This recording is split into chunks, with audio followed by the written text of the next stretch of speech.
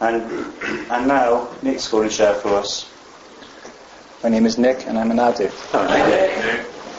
Yeah, what a privilege to be sitting at, on the 10th year anniversary of CA, in a place where I've recovered and I've got this amazing life, and the reason I'm sharing tonight is to share my experience, strength and hope in a new person, the person who was struggling with life, and that's what happened to me. When I came into this meeting, I was clean, sober, but I was in bits, in total bits. I couldn't do life at all, and I needed help. I'll share a bit about what my using was like. I go back to when I was a kid. I was a highly sensitive person. I was really shy. I used to blush a lot, and I found being around people hard, but I always had a front, bravado, and the same with drugs, and drink. It helped me fit in a bit more, but when I did drink and use drugs, I seemed to be this Jekyll and Hyde, which she says in the book. I definitely did disgusting, even dangerously antisocial things, from a young age. And my using got worse, and I can remember having a decent job, 18, 19 years old, had a nice car, lovely clothes. I lived with my mum. On the outside, I looked okay. People looking at me thought he's doing well, but on the inside, I was in pieces. I used to go to work in this decent job with normal people and struggle like mad. I just couldn't do people at all. Every time people said things, I was highly sensitive. I used to walk away with resentments constantly, thinking, why did he say that? She say this, he say that.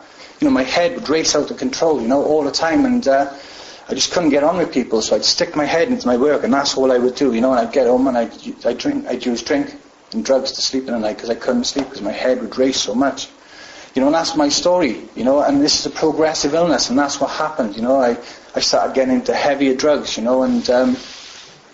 it wasn't long, my family couldn't deal with me no more. My family done the right thing, they set out. And then I've still got this decent job. I haven't got a car now. I'm starting to get a bit worse and worse away, and I'm living in this homeless shelter now, and I'm going to work in this decent job, coming from the homeless shelter with this old scraggy jumper on with all food down the front and trying to keep it together, but I couldn't keep it together, I'm trying to hold this job down, put on fronts and bravado, but I was in pieces all the time going to work, And in the end, the job gave me, I was on the sick for 3 years, and my job said, look, you've got a choice. Get off all the medication you're on, get off all the drugs and come back to work, or we're going to have to let you go, And I said, yeah.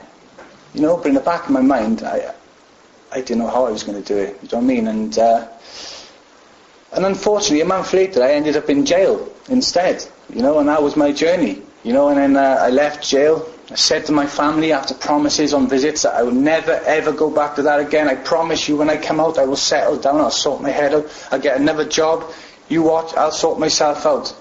The day I was released I was on the floor, someone found me in the middle of the road, they took me home to my parents after somehow getting the address out of my mouth, and my family carried me back into the home, and this happened again and again and again and again, I went into treatment. Again, I thought, here we go, I'm in treatment, I'll sort myself out. I could hear the Rocky music in the background as I'm on the train going down there thinking, that's it, I'm going to sort my act out now, I'm going to get well, and you know what I mean?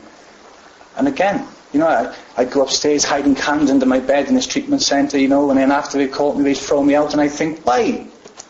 And I'd blame other people. Always good for blaming other people, and again, that happened again and again and again. And when I came to Plymouth, I was hammered by all this stuff. This cycle, just kept going round and round and round, and I couldn't see no way off. By then I didn't believe in treatment centres, I didn't believe in meetings either, because I went to meetings and just felt so self-centred. I'd sit there for an hour and a half just thinking, oh, did I say my name's Nick and I'm an addict, right? And then I'd analyse it for days. I'd go into a meeting, I'd analyse for days before going to a meeting and analyse for days out of a meeting, and that's what it was like. I can remember being in a treatment centre and saying to the counsellor, when the counsellor said, look, you need to go to meetings, that's how you're going to get well, and saying, but I hate people. You put me into a room full of people and I hate people. And it was all fear. And as I say, I came to Plymouth and I got to that jumping off place, but I thought, I don't need meetings, I'll do it on my own, and as the days turned into months, my thinking got worse and worse and worse. I couldn't be around people. I can remember being sat in my halfway house in Plymouth, and I'd have a TV on, I'd have the radio on, and my head would be racing out of control, analysing what happened that day. he said this, she said that, why did he say that, why did she say this? I mean, these people I'd never met, some of them, and I'm sat there for days analysing things they've done. You know, and that's what it was like. My head wouldn't stop racing. I tried to sleep in the night. If I was lucky, I'd get 2 hours sleep, and then I'd wake up and my head would start straight away as soon as my eyes opened. You know what I mean? I still looked ill.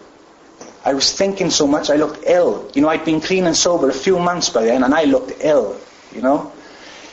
And then I came into this meeting where I heard the solution, you know, which I know as death and weight today. I was blown away by this. You know, I wanted what you people was talking about, and I was going to get it. I mean, finally, I can recover. You know, and people weren't talking about just the obsession for drink and drugs being lifted, you know, but we were also talking about living a normal life, like the other half live, and I wanted it, you know what I mean?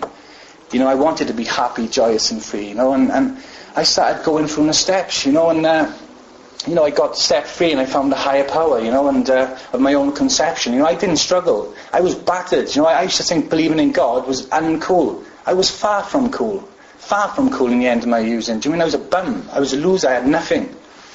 And that's what my journey was, you know, my own conception. You know, I got to step 4 and I threw the work in. I wanted to get to step 5 because people said when you get to step 5 you'll be buzzing. They will lift all that anger, all that rubbish will hold you down and you will be buzzing, you know. And I can remember doing my step 5 with my sponsor, and I was really ill at the time. I had a flu and I had colds, and I can remember reading all this stuff out and not thinking nothing of it.